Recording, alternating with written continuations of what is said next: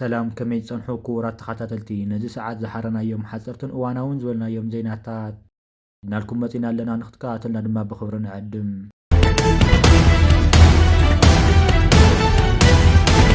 بخالي زينانا دما بسمس وقن محياج تمهازو حاجتات روخ باقا دبلي السل اف دق بحر انت تخايل بلزم انت تخايل دما بوتادرا وحيل خن الرقاق صينا نتبهله ناستات كلت عمت زاكل نغاريت كتات كهرم صنحني امثالو سلفي ابز قنيات ز دما قداي نايتا ابز زواجراغي سلام زخونت ايرترا مخانا ناغاوحه رسم كل خال مسمس غيرو ابتناي وق علامو خو قصلي دالو مهلاو دما يفكر الله زيناي امثالو بوليتيكاو سلف بقول عورار السل اف دق بحر نمركاو خو غورت صنح صاوعيتات بمحاورسب عالم بزي ولول تقبلنت بمسانو ابز قنيات زد ما نت بغاهد زوصنا شفت صاوعيتات ام كال شفافين نمقراب حدش ميلات خقير دما يرى الله اب تسلف العلوت مزنت كاب زلو وغنا استدلو مخانو زامنلو او قربا غزي بمرخ باقا دبليت تزرغحه كاي بحر قلطفو ندم عن متحغازو مونغ ايرتران ايثيوبيان زبل رس زوصا صحف دما نيرو وهاو تقال هاغراو دحنتن بصحفت غديات وصاخ تزرغحو اب صحف قريو زل رأس حساب كنعزم كلنا كاب محصنتانا مور زي ناب صلمه زناطاطره مدرباچا حدث زي كونت نايت سرعات قدم زخسر مسرت البو اب حدا اوان كوا وننت بحر نيرنا زبل اوعيت طرح زقال حيو نهزو ايثيوبيا انصار هزو ايرترا خلعال كعا ايرتراو تزواخن فطارت اغرغرن اغلغاليت كالوتكم زخونه صرفن حاجات تقنن بزمول ندر ما يغلط اوتم حاجات دما تحده بزي حفرت ايرترا خاو ايثيوبيا زتفليتلو تاريخ كم منصراو تزوازل حقنت اديلكا خحسول زلو خم زخونه يغلصمو ايرترا تنصلت لغوا كونتات وشطاو غጭታትን ናይ ግዳም ጸቅታ ዝተደረኸ ስለ ዝነበረ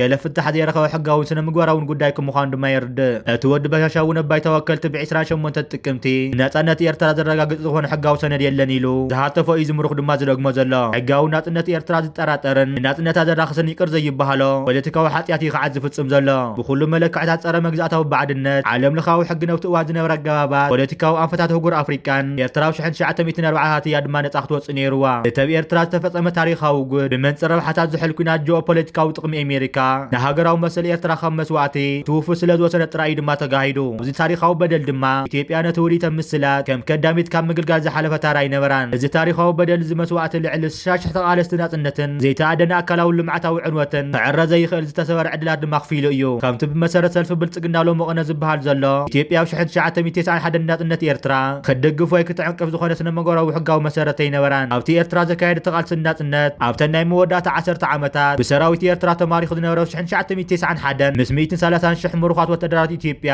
ብመርሒነት ዝተፋነወ ጀነራል ባጫ ሓተፍተፍ ናይቲ ወዲ በሻሻ ክደግሞ እንከሎ ኣዝዩ ዘንዕቕ ምዃኑ ክስቁሮ ድማ መተገበኦ እቲ ካልኣይ ድማ ፖለቲካዊ እርካናት ኢትዮጵያ ኣብ ህርፋን ባሕሪ ዘለዎም ተኣማንነት ንምሃብ ዘቕርብዎ ፅውፅዋይ እቲ ምሩኽ ባጫ እውን ክደጋግሞ ተሰሚዑ ኢትዮጵያ ብታሪክ ገማግም ባሕሪ ከም ዘይነበራን ብዘይፍትሓውነት ኣብ 1993 ኣብ ደገ ባሕሪ ከም ተዓፅዋን እናተገለጸ ቀይሕ ባሕሪ ብትምኒት ጥራይ ዘይኮነስ ኣገዳስን ወሳንን ከም ዝኾነ ድማ ይምድር ኣብቲ ናይ ጥንትን ማእኸላይ ዘመን ታሪክ ቀርኒ ኣፍሪካን ዞባ ሰሜናዊ ኣፍሪካን ዕሙቕካ ብምእታው ምትንታን ድማ ግዜ ዝወስድ ስለ ዝኾነ ኣብ ካልኣይ መደብና ክነቕርቦ ኢና ኣብዚ ከባቢ ካብ ቀደም ኣብ ዝነበራ ስልጣነታት ፑንት ኣብ ገማግም ባሕሪ ኤርትራ ዝነበረ ምዕባለታት ኢድልሳውያን ድሕሪ እውን ምስ ምቅልቃል ንግስነት ኣኽሱም ዝነበረ ርክባት ዝተባታተና ከባብያን መስፍናዊ ስርዓትን ክንየውቲ ዝተደኮናሉ ሓደ ስጣሕ ምድሪ ዘራኽብ ጉርቡትና ዘተኣሳሰር ቀጻሊ ሓደ ዓይነት ፖለቲካዊ ሓይሊ ኣይነበረን ኢትዮጵያ ኣብ ገማግም ቀይሕ ባሕሪ ፖለቲካዊ ህልውና ዝረኸበትሉ ኣብቲ ካብ 1952 ክሳብ 1991 ኣብ ዝነበረ ዝፈሸለ ፌደሬሽን ናይ ገወጣ ግዜ ጥራይ እዩ ነይሩ ልቢ ወለዳዊ ታሪክ ብምድጋም ልዕላዊት ጎረቤት ሃገር ንምውራድ ዝተፈጠረ ምስምስ ከቢድ ግሰት ዓለም ለኻዊ ሕግን ቻርተር ውድብ ሕቡራት ሃገራትን ቅዋም ሕብረት ኣፍሪካን እዩ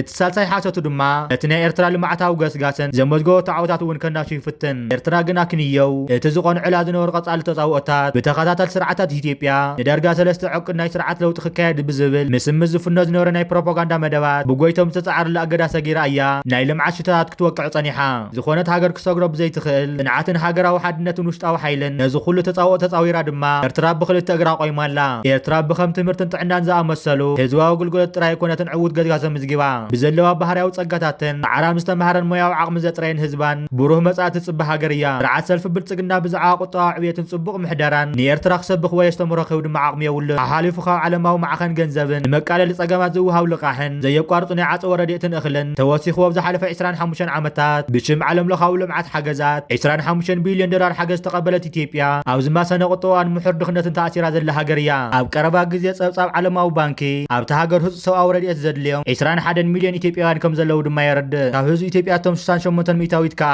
ብኩሉ መለክዕታት ብቱኻት ከም ዝኾኑ ድማ ይፍለጥ። ብሰንኪ ኣብ ሞቱ ዝተሓተ ዓሌታዊ መንነት ዝተመስረተ ምሕደራ ኢትዮጵያ ምዕለዊ ዘይብሉ ውሽጣዊ ጎንፂ እያ ትሕመስ ዘላ። ድኽነት ውሽጣዊ ዘይምርግኦም ድማ ንኻልእ ልኡላዊ ጎረቤት ሃገር ዝወርሉ መበገሲ ምኽንያት ክኸውን የብሉን። ነቲ ኣንጻር ኢትዮጵያ ዝምነይዎ ግቡእ ምኽንያት ንምልባስ ነቲ ምሩኽ ወሲኹ ኤርትራ ውሽጣዊ ጉዳያት ኢትዮጵያ ምትእታው ከም ትገብርን ንጸላእቲ ኢትዮጵያ ቅድሚ ተሰሊፋ ብውክልና ከም ትሰርሕን ይዛረብ። እቲ ምሩኽ ናይ ዘቕረቦ ዓምዲ ቀንዲ ምሕረት ከዓ ነቲ ስርዓት ዝመርሕ ዘሎ ፖለቲካዊ ሰልፊ ንኽልተ ዓመት ድማ ክትፈሉ ዝጸንሐ እዩ። እቲ ከም ምኽንያት ዘቕረቦ ሓሰት ግን ኣብ ባይታ ምስ ዘሎ ሓቂ ድማ ዘይሳነ እዩ። ኤርትራዊ ናይ ካልኦት መደባት ዘይትጽጋዕ ብናይ ገዛ ርእሳ ነጻ ፖሊሳት ምዕባላት ትምራሕ ምዃና መብርሂ ዘየድልዮ ኩሉ ዝፈልጦ ሓቂ እዩ። ብኣንጻሩ ታሪኽ ኢትዮጵያ ብህልውና ናይ ግዳም ሓይልታት ከም መልሕቕ ናይ ዝኸባቢ ንምዃን ንኤርትራ ንምዕብላልን ክተርእዮ ጸንሐት ዕዱር ናይ ጽግዕተኛ ባህርታት ጋህዲ ዘውፅእ ሓቂ እዩ። ብዘይካ 1904 ናብ ኤርትራ ዝነበራ ህርፋን ደገፍ ኣሜሪካ ንምርካብ ትገብሮ ዝነበረት ጻዕርታት ተኸታተልቲ ስርዓት ኢትዮጵያ ቃልሲ ናጽነት ኤርትራ ንምብራዕ ነበ ወታደራውያን ቴክኒካውያን ሓገዛት ኣሜሪካን እስራኤልን እዮም ተጸጊዖም ሰርሑ ነይሮም። ድሒሩ እውን ክስካብ ናጽነት ዝነበረ ዕቁዳት ፌደሬሽን ሕብረት ሶቪየት ተሓጊዞም ሕጂ ዘሎ ገዛእ ስርዓት ከዓ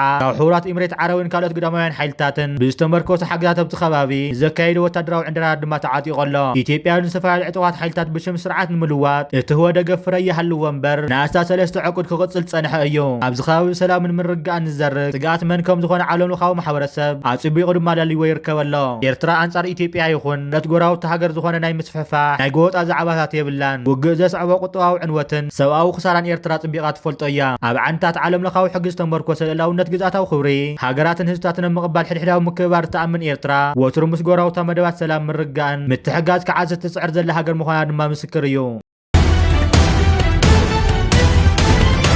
ብኻልእ ዜናና ድማ ክቡር ፕሬዝደንት ኢሳያስ ኣፈወርቂ ነቲ ኣብ ሓምለ ብዛ ዓመት ተመዘዘ ሓድሽ ፍሉይ ልኡኽ ውድብ ሕቡራት ሃገራት ኣብ ቀርኒ ኣፍሪቃ ሚኒስተር ኳንግ ከም ዘዘራረበ ሚኒስተር ዜና ኤርትራ ሓቢሩ። ኣብቲ ኣብ ኣስመራ መቐበል ኣጋይሽ ደንደን ከም ዝተገበረ ዝተገለጸ ርክብ እቲ ፕሬዝደንት ውድብ ሕቡራት ሃገራት ኣብ ምፍታሕ ግጭታት እዘዋ ዝጠቀሰ ብርክቶ ማዕነትን ከም ዘይጸንሐን ብምጥቃስ ሓድሽ ኣገባብ ክኽተል ከም ዝደሊ ኣተሓታት ይኽእል ትዘርግሖ ሓበሬታ ገሊጹ። ኣብ ውሽጣዊ ሃገራት ኣብ ሕድሕድ ዝገብርኦ ግጭታትን ምትእታውን ግዳማዊ ሓይልታትን ዝያዳ ዝልለ ዞባ ቀርኒ ኣፍሪቃ ኣብዚ እዋን ካብቲ ዝልየሉ ዓዘቕቲ ከም ወፀ ዝርአ ዘሎ እዩ። ሳልሳይ ዓመቱ ረጊፁ ዘሎ ኩናት ሱዳን ጠንቅሞቶም ማእተ ሽሓት ሰለሞናት ሰባት ንምዝባል ስደትን ሚልዮናት ገዚፍ ዕንወት ኮይኑ እቲ ሃገር ኣብ ክልተ ሓያላት ተተፋነንቲ ጀነራላት በቲኖምዎ ኣለዉ። ኣብ ዝተፈላለዩ ክልላት ንዘለዉ ዕጥቃዊ ግጭታት ክትህደእ ዘይከኣለት ኢትዮጵያ ድማ ኣብ ደገ ባሕሪ ይግበአኒ ክትብል ዘንቀለቶ ሕቶ ብፍላይ ድማ ምስ ኤርትራ ኣብ ራብሻ እያ ትርከብ። ኣብ 2021 ካብ ዓባይ ሱዳን ተነጸለት ደቡብ ሱዳን እውን ዳግማይ ናብ ሓድሽ ዓሌታዊ ሕድሕድ ኩናት ከይተኣቱ ኣብ ጫፍ እያ ትርከብ። ኩነታት ሶማልያ እውን መሰረታዊ ለውጢ ዘይተረኣየ እዩ ኮይኑ ኩሉ እዚ ኩነታት እዚ ናይ ደገ ምትእትታዋት ዓዳሙ ኮይኑ ድማ ይቕጽል ኣሎ።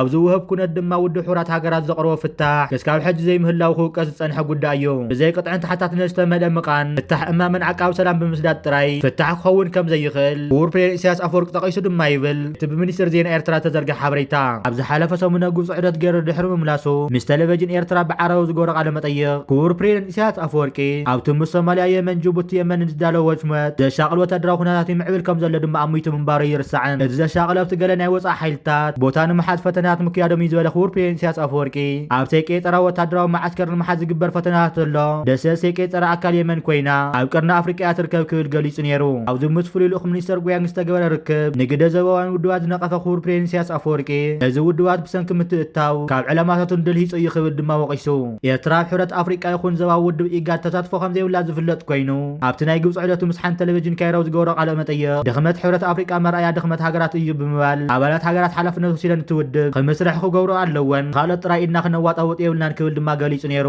ኤርትራ ኣብ 2022 ነቲ በር ኣማን ኢሉ ዝጠቐሰ ሰነድ ንፍታሕ ጉዳይ ሱዳን ኣቕሪባ ምንባራ ነዚ ሓድሽ ፍሉይ ልኡኽ ዘዘኻኸረ ክቡር ፕሬዝደንት ኢሳያስ ኣፈወርቂ ኩሉ ተበጉሶታት ግን ብሰንኪ ምትእታው ግዳማዊ ሓይልታት በሪዒኑ እዩ ክብል ገሊጹ። ኤርትራ ጎድኒ ግብፂ ብምዃን ክቡር ፕሬዝደንት ኢሳያስ ኣፈወርቂ ንጉዳይ ሱዳን ኣምልኪቶም ዝቕንያት ኣብ ዝደገመ መርገፂኡ ጻዕርታት ምስሪን ኤርትራን ካልኦት ንሱዳን ዝሕግዙ ወገናት ኣገዳሲ እዩ ብምባል ድማ ጎራዊት ሱዳን ዝኾነ ሃገራት ዝሓቆፈ ተበጉሶ ምስሪ ዕላምኡ ንጉዳይ ሱዳን ኣብቲ ዝምልከቶን ጎራዊት ሃገራት ብምሕጻር ፍታሕ ንምምጻእ እዩ ነይሩ ክብል ገሊጹ። ብርግጽ ከዓ ብዛዕባ እቲ ጉዳይ ናይ ቀረባ ኣፍልጦን ናይ ምፍታሕ ዓቕምን ነይሩዎን እዩ። እንተኾነ ግን ዕንቅፋት ኣጋጢምዎ ኣብኡ ሓሊፉ ዞባዊ ተበጉሳታት እውን ነይሩዎ ዕንቅፋታት ከጋጥም ጸኒሑ ክብል ድማ መጉይቶ ኣሎ። እቲ ብ17 ሓምለ ብዋና ጸሓፊ ሕቡራት ሃገራት ከም ፍሉይ ልኡኽ ዞባ ቀርኒ ኣፍሪቃ ናይቲ ውድብ ኮይኑ ዝተመዘዘ ቻይና ብወገኑ ኣብቲ ዞባ ዘሎ ሽግራት ንምፍታሕ ርግኣተ ምምጻእ ተሓዋዊሩ ክሰርሕ ምዃኑ ድማ ገሊጹ። ዋን ግን ን23 ዓመታት ኣብ ዝተፈላለዩ ጻዕርታት ሰላም ሕቡራት ሃገራት ዝተዋስአ ኣብ ሱዳን ዞባ ዳርፉር ከምኡ እውን ኣብ ደቡብ ሱዳን ካልኦት ከባብታትን ኣብ ተልእኾቱ ውድብ ዓመታት ዝሰርሐ ዓሚቕ ፍልጠት ዝዘዋ ዘለዎ ምኩት ዲፕሎማት ምዃኑ ድማ ጸብጻባት ይሕብሩ። ብኻሊእ ዜናና ድማ ምስ ኤርትራ ጽምዶ እንደሊና ክብል ጃንማሮ ገሊጹ መራሒ ኦላ ብሄራዊ ኦሮሞ ዝኾነ ጃንማሮ ንእዋናዊ ጉዳይ ልዕለው ዝገበሮ መደረ ብስብ ህዝቢ ኦሮሞ ንረብሓ ጓኖት ዘገልግል ህዝቢ ኦሮሞ ብሕዋት ህዝብታት ኢትዮጵያ ጎራዊት ሃገራት ንግዳይ ተጻባእን ጌርካ ክግበር ዝፍተን ዘሎ ሸፈት ህዝቢ ኦሮሞ ክፈልጠን ክነቕሐሉን ካብ ናይ ትማል ተመሳሳሊ ጌጋታት ስርዓት ኢትዮጵያ ክመሃርን መተሓሳሰቢ ድማ ሂቡ ብተወሳኺ ድማ ጃንማሮ ንህዝቢ ኢትዮጵያ ካብ ዝገበሮ መፅዋዕታት ዘካየድ ዘሎ ምንቅስቓስ ክጽምበርን ክንቀሳቐሱን በብ ዘለዎ ዝኽእሎ ክገብር ኣጥቢቑ ድማ ተሓሳሲቡ ህዝቢ ኦሮሞ ንቓሕ ፈታዊኻን ጸላኢኻን ፍለጥ ካብዚ ብሞራል ይኹን በተሓሳስባ ዘይውክለካ ተበላፅን ከዳምን ጉጅለ ብልጽግና ብኣግኡ ርሓቅ ክብል ድማ ኣስሚሩሉ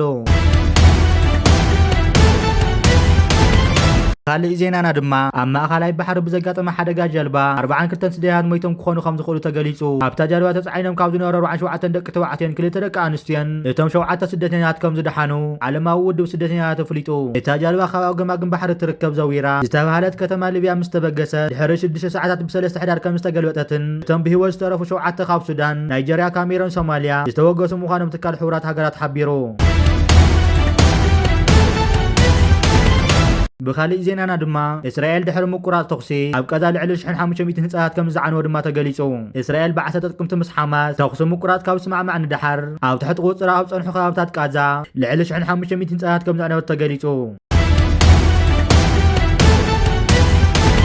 ኣብ ሱዳን ኣሽዋን ከተማ ህዝቢ ኣኪቡ ብዛዕባ ትህሉ ኩነታት ሱዳን ኣኼባ ኣብ ዘካየደሉ እዋን ጀነራል ናስር እጣብ ዝሓለፈ እዋን ንኽቡር ፕሬዚደንት ኢሳያስ ኣፈወርቂ ነተብልዕሉ ሱዳን ዝገብሮ ዘሎ ደገፋትን ሓገዛትን ድማ ምስጊኑ ብተወሳኺ እውን ሱዳን ንኤርትራ ከም ልክዕ ከም ገዝኦም ገይሮም ክሪኦም ከም ዘለዎም ዝገለጸ ኮይኑ ወሲኹ እውን ኤርትራ ጎኒ ሓቂ ከም ዝቆመት ገሊጹ እቲ ጀነራል ኣብ ዝሓለፈ 3 መዓልቲ ኣብ ሱዳን ኣብ ዝነበረ ኩናት ዳዕመ ሰሪዕ ድሮን ደብዳብ ከተማ ከሰላን ደዋት ኤርትራን ከም ዝተኻየደ ዝገለጸ ኮይኑ ኣብቲ ሽዑ 3 ድሮን ናይ ዳዕመ ሰሪዕ ከም ዝወደቓ ድማ ገሊጹ ይርከብ እዚ ከምዚ ኢሉ እንከሎ ድማ ሎሚ ዝተሰምዐ ዜና ድማ ካብ ኣዘዝ ጀነራል ዳዕመ ሰሪዕ ጀነራል ካልሃብ ብፍሉይ ስርሒት ብደብዳብ ነፋሪት ሰራዊት ሱዳን ከም ዝተቐተለ ድማ ተገሊጹ ሎሚ ዕለት ዝተሰምዐ ዜና ድማ ካብ ኣዘዝቲ ዳዕመ ሰሪዕ ጀነራል ካልሃብ ብፍሉይ ስርሒት ደብዳብ ነፋሪት ሱዳን ከም ዝተቐተለ እዩ ተገሊጹ ጀነራል ካሊ ሚሊሽ ዝተባሃለ ሓደ ካብ ላዕለዎት ኣዘዝቲ ሰራዊት ዳዕመ ሰሪዕ ሓይሊ ኣየር ሱዳን ብዘካየዶ ፍሉይ ናይ ኣየር መጥቃዕቲ ትማሊ ከም ዝተቐተለዮም ምንጭታት ሰራዊት ሱዳን ኣፍሊጦም